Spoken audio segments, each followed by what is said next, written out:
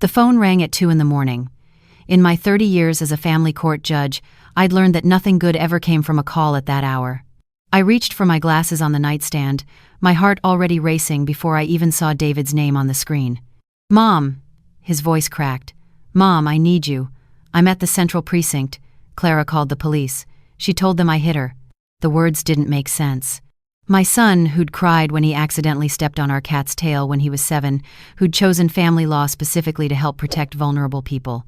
David, who'd sent me photos just last week of him teaching his daughter Emma how to ride a bike, his face glowing with pride. "I'm on my way," I said, already pulling on my clothes.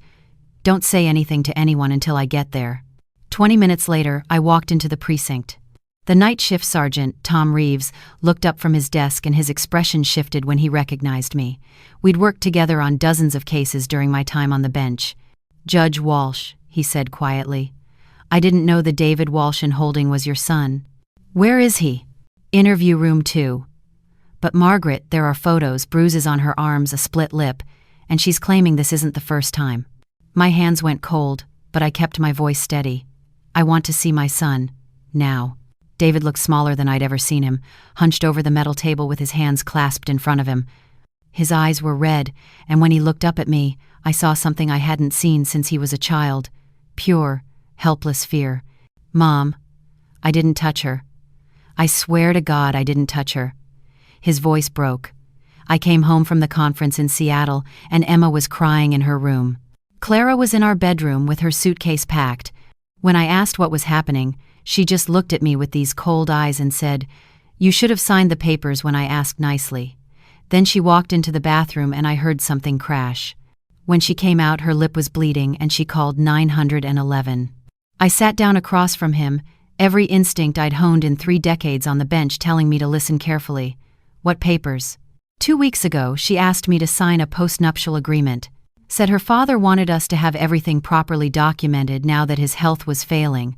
But Mom, when I showed it to Mike at my firm, he said it was insane. It would give Clara full ownership of the house we bought together, sole custody of Emma with me having supervised visitation only, and I'd owe her $75,000 if we ever divorced.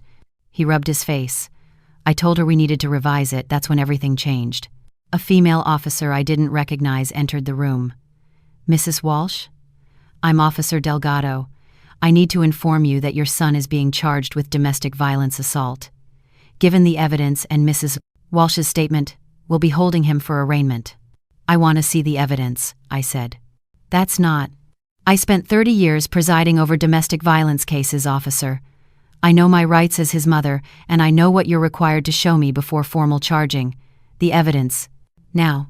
She hesitated, then pulled out her tablet. The photos showed Clara with a swollen, split lip and dark bruises on both forearms. They looked painful, recent, but something was off. I'd seen thousands of domestic violence cases. These bruises were too uniform, too perfectly placed. "Has she been to the hospital?" She refused medical treatment. Said she just wanted him arrested and away from their daughter. Red flag number 1. Most genuine victims, especially ones documenting for legal purposes, wanted medical records. They were crucial for prosecution and restraining orders. "And the child? Where's Emma?" "With Mrs. Walsh at her father's house.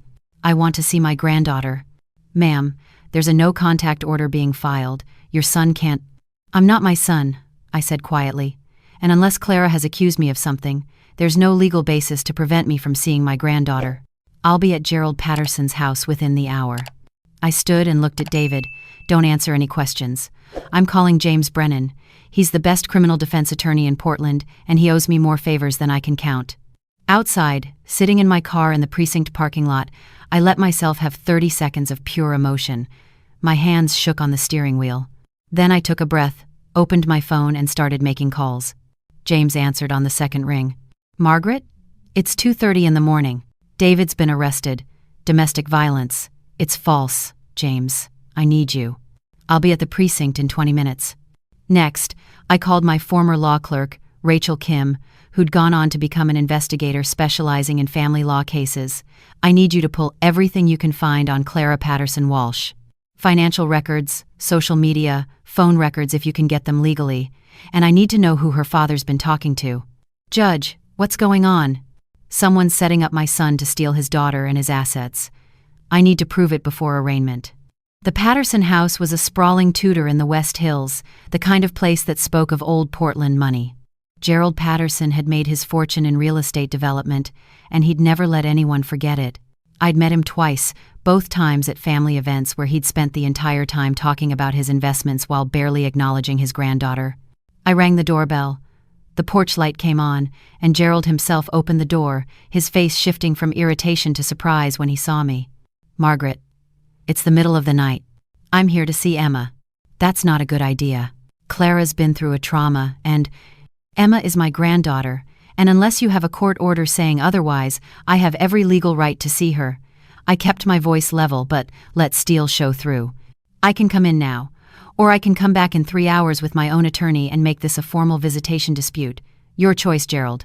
He stepped aside, his jaw tight. "She's asleep upstairs. Guest room, second door on the left." I climbed the stairs, my heart pounding. Emma's room at home had unicorn wallpaper and glow-in-the-dark stars on the ceiling. This guest room was beige and impersonal, with heavy curtains blocking out the streetlight. My granddaughter was curled up in the center of a bed that was too big for her, clutching the stuffed rabbit David had given her when she was born.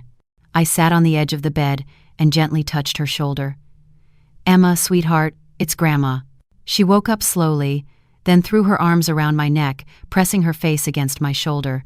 "Grandma, where's Daddy? Mommy said he had to go away and I couldn't see him anymore." "Your dad is fine, honey. He loves you so much." I stroked her hair, feeling her small body trembling. "Can I ask you something? Earlier tonight, before your mom called the police, did you see what happened?" Emma pulled back, her eyes wide and frightened. She shook her head quickly, too quickly. "It's okay, baby. You're not in trouble. Whatever you saw, whatever happened, you can tell Grandma. Mommy said I can't tell." Her voice dropped to a whisper. "She said if I tell, Daddy will go to prison forever and it'll be my fault." My blood went cold, but I kept my expression calm. "Sweetheart, that's not true. Your daddy didn't do anything wrong, and nothing that happens is your fault. You know that, right?" She nodded, but I could see the fear in her eyes. She'd been coached, threatened into silence. This wasn't just about David anymore. This was about a 7-year-old child being weaponized against her own father. "I need you to do something for me," I said gently. "I need you to write down everything you remember about tonight. Every single thing. Can you do that? Will it help Daddy?" "Yes, baby. It will help Daddy a lot." I found paper and a pen in the desk drawer. Emma's handwriting was careful, precise. I watched as she wrote, her small hand moving slowly across the page. Mommy went in the bathroom. I heard a bang. She came out and her mouth was bleeding. She told me to go to my room and not come out. Then she called someone on her phone. When I came back downstairs, Gerald was waiting with Clara. My daughter-in-law looked perfect, even at 3 in the morning. Her hair was pulled back, revealing the swollen lip, and she'd changed into a soft sweater that somehow made her look both vulnerable and composed. "How dare you come here and upset my daughter," she said, her voice tight. "Emma is my granddaughter. She's upset because she's been removed from her home and her father. Her father attacked me." Clara touched her lip delicately. "He's dangerous, Margaret. I know you don't want to believe it, but David has anger issues. This has been building for months." "Really? Because in 30 years I've never seen my son raise his voice, let alone his hand." "You don't know everything about him," Clara said. "People change. The stress of the promotion, the long hours. He started drinking more, getting angry over nothing. Tonight, I told him I wanted us to go to counseling, and he just snapped. It was a good story. Plausible. Exactly the kind of gradual escalation pattern I'd heard in real abuse cases. But something about the way she delivered it felt rehearsed, like lines in a play. "If he's been showing signs of violence for months, why didn't you document it? Why didn't you reach out for help?" "I was scared," Clara said, and right on cue her eyes filled with tears. "I kept thinking it would get better, that he'd realize what he was doing and stop. I wanted to protect Emma from seeing her parents' marriage fall apart. By having him arrested in the middle of the night? I didn't have a choice. Tonight was different. He actually hit me, Margaret. Look at my face." I looked. The bruises on her arms were already fading to yellow at the edges, which meant they were at least a few days old, not hours. The split lip was fresh, but the swelling wasn't consistent with a punch. It looked more like she'd bitten it or struck it against something with a precise angle. Have you been to the hospital?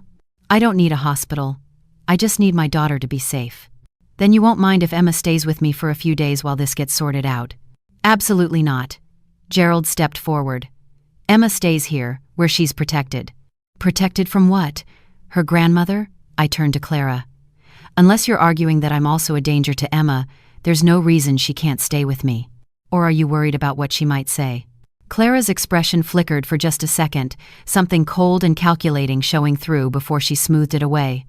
Emma is traumatized. She needs stability. Then I'll file for emergency temporary custody in the morning, I said. See you in court, Clara. I drove home as dawn was breaking over the city, my mind racing. At home I made coffee and opened my laptop. Rachel had already sent me a preliminary file on Clara. Most of it I already knew. She'd worked as a paralegal before Emma was born, came from money, stayed home after the baby. But there was something new. 3 weeks ago, Clara had opened a separate bank account. And 2 weeks ago, the same day she'd presented David with the post-nuptial agreement, she'd transferred $40,000 from their joint savings into her personal account. I called Rachel back. Can you track where that $40,000 came from originally? Already on it. Looks like it came from a series of transfers from your son's business account over the past 6 months. Small amounts, $500 to $1,000 at a time. David would have noticed that. Not if someone had access to the account and covered it up in the bookkeeping. Judge, I think we might be looking at embezzlement, not just false accusation. My phone rang. James Brennan. Arraignment set for 9 o'clock. They're pushing for a high bail because of the nature of the charges and the photographic evidence. Margaret, I need you to prepare yourself. This might not go the way we want. What's the prosecutor's office saying? Lisa Chen is handling it. She's good, fair, but she's also got photos of injuries and a credible victim. Without evidence to the contrary, the judge is going to err on the side of caution. Then we need evidence. Meet me at my house in an hour. I've got something to show you. When James arrived, I handed him Emma's written statement and the financial records Rachel had sent. He read through them, his expression growing darker. This is good, but it's not enough. Emma's 7. A defense attorney can argue she's been coached or is confused. And the financial stuff, even if it proves embezzlement, doesn't prove the assault allegation is false. What about the bruises? They're several days old, not fresh. We'd need a medical expert to testify to that, and we don't have time before arraignment. James leaned back, rubbing his temples. Margaret, I know this is your son, but we need to be realistic. Best case scenario right now is we get reasonable bail and start building a defense for trial. Worst case, he's held without bail until trial. No. I stood up, pacing.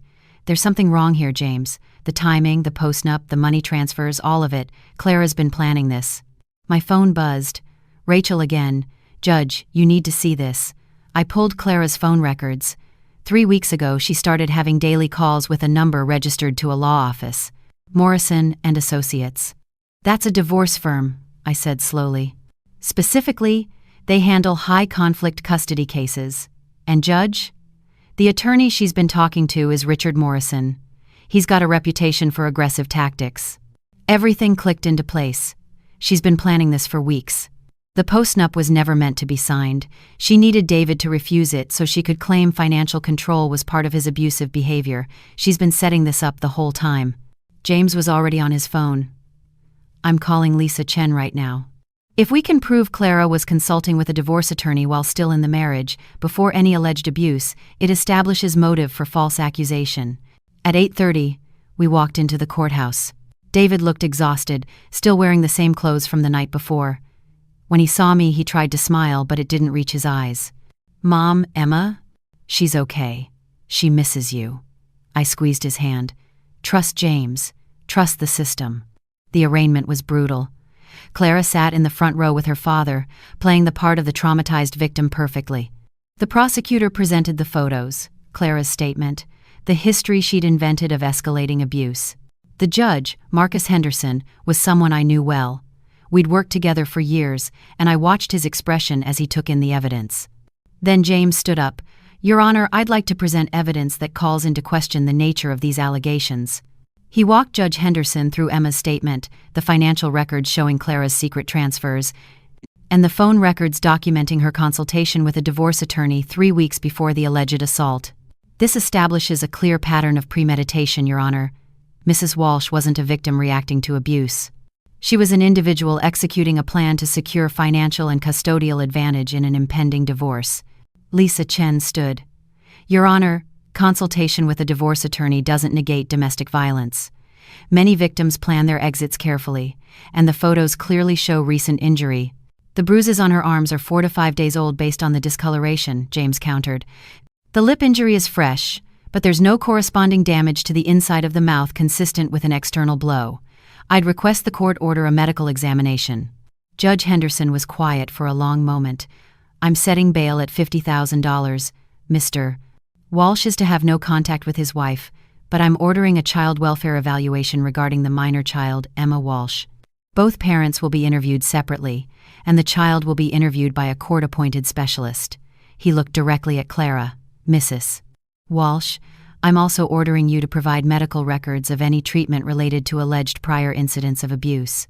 It wasn't a complete victory, but it was something. David was released 2 hours later after I posted bail. In the car, he finally broke down.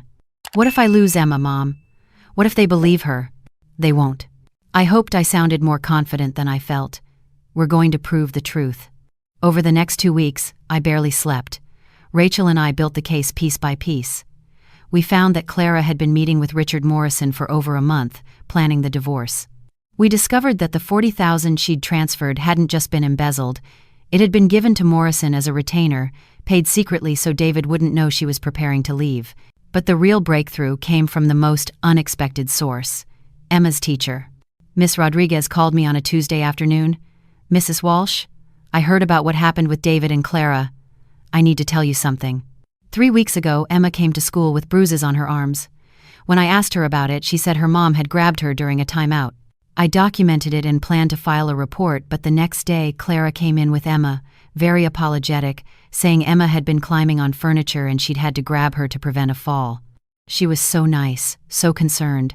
I felt like I might have overreacted, so I didn't file. Do you still have the documentation? Yes. I keep records of everything. The photos Miss Rodriguez had taken showed bruises on Emma's arms, in the exact same pattern as the bruises on Clara's arms in the police photos. Clara had hurt her own daughter to create injuries she could later photograph on herself. I felt sick. But I also felt the cold clarity of absolute certainty. This wasn't just about a false accusation anymore. This was child abuse. I called Lisa Chen directly. I need to meet with you. Today. I have evidence that changes everything. 2 hours later, I sat across from the prosecutor in her office, laying out everything we'd found. The embezzlement, the pre-planned divorce, the calls with Morrison, and finally, the photos from Emma's teacher showing Clara had created the bruises on her daughter. Lisa's expression grew darker as she reviewed the evidence. She hurt her own child to frame her husband. Yes. And she threatened Emma into silence. My granddaughter is 7 years old, and she's been carrying this guilt, thinking if she tells the truth, her father will go to prison. I need to verify all of this independently, Lisa said slowly. But if this holds up, Margaret, we're not just dropping charges against David, we're filing charges against Clara. Child abuse, false reporting, and depending on what else we find, possibly fraud and embezzlement. The next 3 weeks felt like drowning in slow motion. The court-appointed psychologist interviewed Emma without Clara present, and Emma, finally in a safe space, told the truth. About her mother grabbing her too hard during a timeout. About the night her mother went into the bathroom and came out bleeding, then told Emma to lie about what she'd seen. About the weeks of being told that if she said anything, Daddy would disappear forever. The forensic accountant we hired found that Clara had been systematically embezzling from David's practice for over a year, not just 6 months. Nearly $90,000, all funneled into accounts in her name. She'd been planning this divorce long before she'd presented the postnuptial agreement. And the medical examiner confirmed what I'd suspected. The bruises on Clara's arms matched the grip pattern of an adult hand on a child-sized arm. She had literally used her daughter's body as a template for her own fake injuries.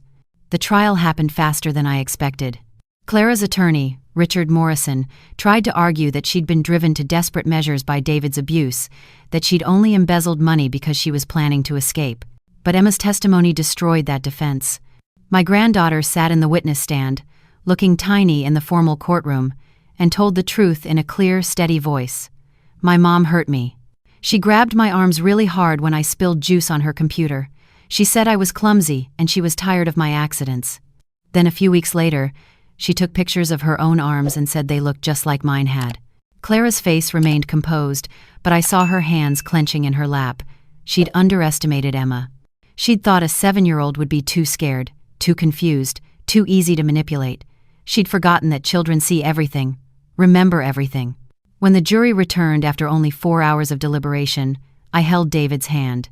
Clara was found guilty on all counts: child abuse, filing a false police report, embezzlement, and conspiracy to commit fraud. The judge sentenced her to 8 years in prison, with mandatory counseling and a permanent restraining order keeping her from Emma. Gerald Patterson stood up as the sentence was read, his face gray. He'd testified for his daughter, tried to provide her an alibi for some of the embezzlement. Now he was facing his own charges for accessory after the fact. In the courthouse hallway afterward, David picked Emma up and held her close. She wrapped her arms around his neck and whispered, "I told the truth, Daddy, just like Grandma said." "You were so brave," he said, his voice breaking. So brave." I watched them, my son and granddaughter, and felt something shift in my chest. 3 months ago, our family had been torn apart by lies. Now, standing in this hallway with justice finally served, we could begin to heal. That night, Emma stayed with me in my house. We made cookies together, her favorite chocolate chip recipe that had been her father's favorite when he was young. As we worked, she talked about school, about her friends, about the new goldfish she wanted to get, normal things, child things. Before bed, she looked up at me with those serious brown eyes. "Grandma? Why did Mommy do all those bad things?" I sat down on her bed, choosing my words carefully. "Sometimes grown-ups make very bad choices, sweetheart. Your mom was unhappy, and instead of dealing with her feelings in a healthy way, she tried to hurt other people. That's never okay, no matter what someone is feeling. But she's still my mom." "Yes, she is. And it's okay to feel sad about what happened, or angry, or confused. All of those feelings are normal." "I feel all of them," Emma whispered. "Sometimes at the same time." "I know, baby. That's okay too." I stroked her hair. "The important thing is that you told the truth, even though it was scary. That took real courage." "Miss Rodriguez says courage isn't not being scared. It's doing the right thing even when you are scared." Miss Rodriguez is very wise. After Emma fell asleep, I sat in my living room with a cup of tea, looking out at the Portland night sky. My phone buzzed with a text from David. "Thank you, Mom, for everything. I don't know how I would have survived this without you." I thought about the moment at 2 a.m. when the phone first rang, how my whole world had tilted on its axis, how I'd had to become not just a mother, but an investigator, an advocate, a warrior for my family. 30 years on the bench had taught me that justice wasn't always swift, wasn't always perfect, but it was worth fighting for, always.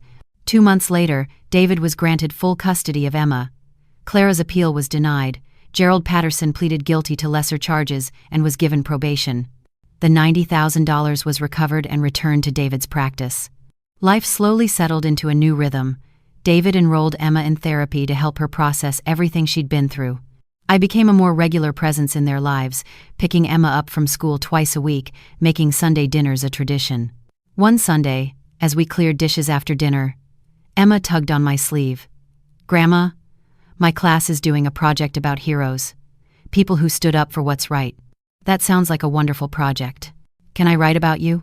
I knelt down to her level, feeling my eyes burn with sudden tears. "Sweetheart, you're the hero of this story. You're the one who told the truth when it was hardest. Miss Rodriguez says we can write about 2 heroes if we want."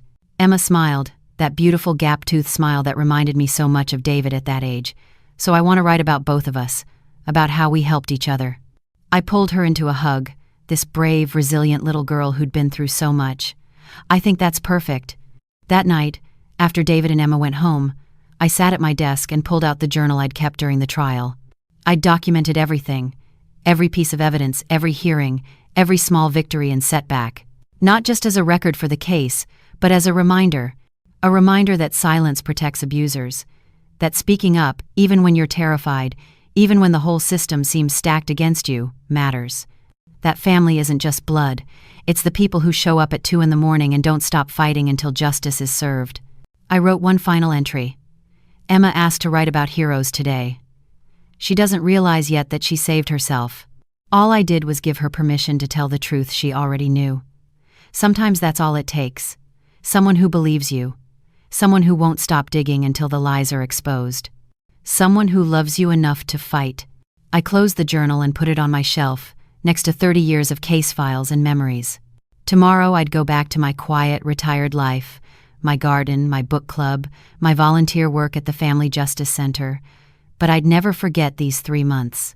The phone call at 2 a.m, the fear in my son's eyes, the courage in my granddaughter's voice as she testified. And I'd never forget that sometimes the most important thing a mother can do is refuse to give up. Even when the world says to accept the narrative, even when the evidence looks damning, even when fighting back means risking everything, because that's what love is. Not just the gentle moments, the Sunday dinners and bedtime stories. Love is also the warrior putting on armor at 2 a.m, the investigator piecing together truth from lies, the grandmother holding a 7-year-old's hand in a courtroom and whispering, "You can do this. Tell them what you saw." My phone lit up with a text from David, a photo of Emma asleep on the couch, the stuffed rabbit tucked under her chin. The caption read, "She's writing her hero project. Says you and her are going to present it together to the class. Hope you're ready for show and tell next Tuesday." I smiled, texted back a thumbs up, and looked out at the Portland night. Ready? I'd faced down false accusations, a web of financial crimes, and a system that initially didn't want to believe a well-presented woman could be capable of such calculated cruelty. Show and tell would be easy.